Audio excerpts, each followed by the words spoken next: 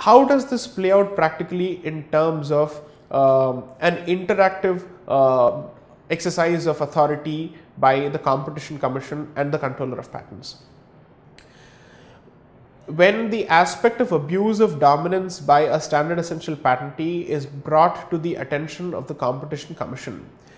the Commission has the power to look into to those aspects of the patentee's conduct which amount to abuse within the meaning of Section 4. However, where the issue relates to the aspect of royalty setting, to the extent that the issue relates to actual price fixation, Section 21A of the Competition Act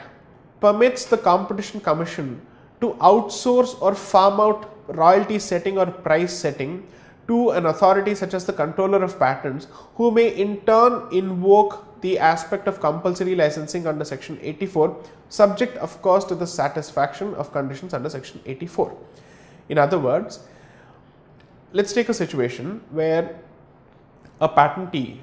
chooses to engage in multiple discussions. A standard essential patentee chooses to engage in multiple discussions with multiple third parties on price fixation or on royalty fixation, and does not let each of these parties speak to each other, so that they do not ever know whether each of them has been offered the same or similar set of royalties or similar royalty schedules. In such a situation, if there is an NDA that is imposed on each of these parties by the standard essential patentee which prevents them from talking to each other, it makes it impossible, at least legally, for each of these parties to verify the FRAND compliance of the royalty that has been shared with them by the patentee. Since one of the obligations on a standard essential patentee is to offer non-discriminatory terms to similarly placed parties, the effect of an NDA that prevents the parties from speaking with each other is to prevent them from verifying whether or not they have indeed been offered non-discriminatory terms. Therefore, this aspect of the issue where the patentee creates silos of information and prevents parties from talking to each other typically falls within the realm of abuse of dominance, and this aspect of his conduct is best decided or adjudicated by the Competition Commission and not the Controller of Patents, because the Controller of Patents can limit himself to only 3 aspects which have been provided for under Section 84, namely reasonable affordability, access requirements, and any other reasonable requirements of the public. The aspect of using an NDA to prevent flow of information and to use the asymmetry in the information to the advantage of the patentee is not something that can be adjudicated by the Controller of Patents invoking the compulsory licensing mechanism. Therefore, the best way forward would be for the Competition Commission to take cognizance of those aspects which don't deal with the aspect of price fixation, and to farm out those aspects which relate to price fixation to the Controller of Patents. However, in doing so, the question that must be again asked is whether the Competition Commission is barred by the Competition Act or the provisions of the Competition Act from setting royalties. In my humble opinion, Section 27 and 28 read together, which enumerate the powers of the Competition Commission to deal with situations of anti-competitive agreements and abuse of dominance, abundantly provide for a wide range of powers, including the power to create interest or to create titles in favor of third parties. So, for instance, when one deals with the aspect of abuse of dominance, the Competition Commission has the following powers. One is to divide the abusive entity in such a way that the resultant entities are never in a position to abuse their positions or are never in a dominant position at all. In the alternative, it also has the power to create interest in favor of third parties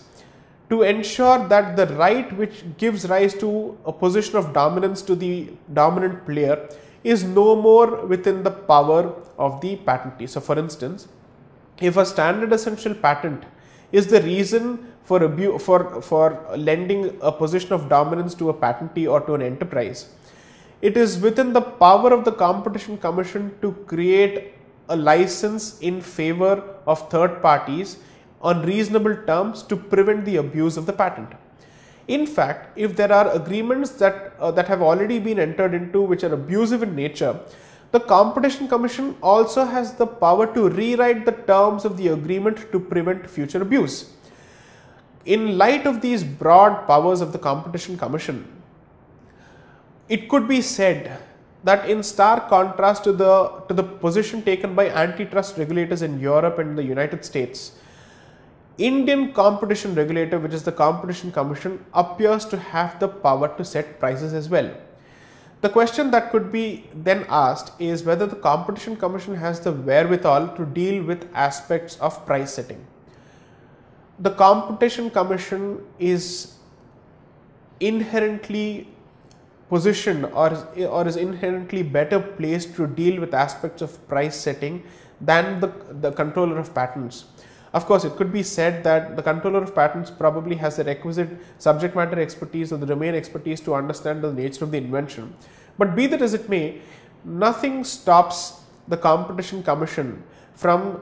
seeking opinions of subject matter experts in understanding the nature of an invention before creating rights in favor of third parties by way of licenses. Now, this is insofar as it relates to conflict of jurisdiction. The other aspect of standard essential patent litigation which has a serious bearing on competition law is the very act of institution of suits of infringement and the very act of seeking exclusionary reliefs by a standard essential patentee against third parties. There is a brilliant paper that has been written by Mark Lemley and by other experts on the subject who have gone on to opine that the very holding of a standard essential patent deprives the patentee of his right to seek exclusionary reliefs against a third party, since any grant of an exclusionary relief in favor of a standard essential patentee and against a defendant would end up creating a serious disparity in negotiating powers between the parties on the issue of royalty fixation and could end up hastening the process or tilting the process in favor of the patentee. This is one of the reasons that courts the world over and competition regulators the world over have frowned upon the grant of interim injunctions or any form of exclusionary relief in a situation which deals with standard essential patent, considering that it has the consequence, or it could have the consequence of completely tilting market conditions in favor of the patentee to the detriment of all third parties. However, this is not an absolute or blanket ban on the grant of interlocutory reliefs. The nuanced position that has been taken the world over is this: should the third party demonstrate his blatant and brazen unwillingness to secure a license, despite having been given ample material to satisfy himself on the issues of validity of the patents, on the issues of essentiality of those patents, and after having been offered rates which are reasonable, fair and non-discriminatory, it is certainly within the power of the courts to grant interim injunctions against a defendant. It is certainly within the right of the patentee to seek exclusionary reliefs against such an unwilling licensee. However, the burden of proving that the defendant has been an unwilling licensee lies on the patentee, considering that he holds a monopoly which gives him extensive market power. In stark contrast, in other litigations, one would expect the defendant to be put in a position where he has to show that he has been reasonable. In a situation which concerns a standard essential patent, the obligation is on the patentee who seeks an exclusionary relief to show that he has no other option but to seek exclusionary relief, since the defendant is an unwilling licensee. This is an interesting area that is under development in India and will hopefully be adjudicated upon in the course of the next few months, considering that there are a lot of standard essential patent litigations that are underway before the Delhi High Court. However, a standard essential patent litigation probably is a good test of the robustness and the flexibility of the competition regime to address several aspects. For instance, it helps us understand whether or not the Competition Commission can comment on the propriety of invocation of statutory reliefs by an intellectual property owner. So, for instance, on one hand you have the argument of the intellectual property owners such as standard essential patentees, who claim that they have the statutory right under individual IP legislations or patent legislations to sue defendants for infringement should the defendant use their technology without their consent. And on the other hand, you have arguments under competition law which say that in the context of a standard essential patent which lends a position of dominance to its owners, the exercise of intellectual property rights or the exercise of statutory reliefs cannot be viewed in isolation and cannot be looked at through the prism of exercise of statutory reliefs alone, considering its significant ramifications or consequences for market players and on other stakeholders, including consumers. The middle path that could be taken is, unless and until there is a demonstration of malafide by the defendants to a reasonable offer by the patentee, it would be unfair and it would be an act of abuse by a patentee to seek exclusionary reliefs seems to be the right way forward, considering that it does justice to the patentee's right to seek remuneration for the use of his technology, and it also balances the equally compelling interests of the defendant, who says that unless and until he is convinced of the quality of the patent and its relevance to his product, he does not have the need, or he does not have he is under no obligation to seek a license. One of the decisions that I would certainly request people to read is the decision of Ringo versus ZTE, which was passed in 2013, or which was pronounced in 2013 by the UK Court of Chancery, the UK Chancery Court. Now, the UK Chancery Court actually took a very nuanced position and accepted the defendant ZTE's position that merely because the defendant chooses to challenge the validity of a patent which has been asserted against him in the context of a standard essential patent litigation, he cannot be treated as an unwilling licensee, because the position that he takes amounts to this: should the patent pass muster on a scrutiny by the court, and should the patent be adjudged as valid, and should the patentee offer a rate which is otherwise fair, reasonable and non-discriminatory, he will have no other option but to take a license. But in the event of the patentee failing on any one of these anvils, there is no obligation on him to seek a license for the patent, merely because the patentee himself has declared that his patent is a standard essential patent. The one important aspect that needs to be explained here is this: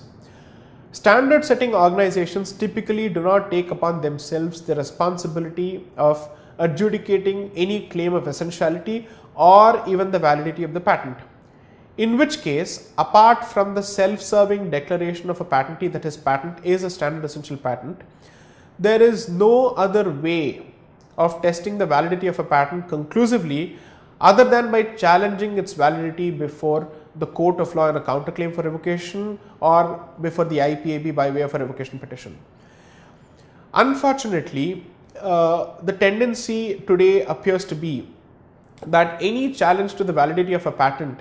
is treated as a sign of unwillingness on the part of the defendant to seek a license. This, in my humble opinion, would be the incorrect approach to a situation such as this, where there are multiple interests, and it would be unfair to view the litigation purely from the patentee's point of view. One hopes that during the course of the development of jurisprudence on on standard essential patent litigation and its anti-competitive and its competition implications, we get to understand the nature of intellectual property rights better, and the actual scope of enforcement that is permissible within the framework of both IP legislations and competition law. And we also get to understand the scope of the competition law's powers to interfere with statutory rights and remedies, because that has an implication on the power of courts to take cognizance of suits of infringement instituted by standard essential patentees. One hopes that in the next few months we'll have a few decisions that shed light on the law on these issues. Thank you.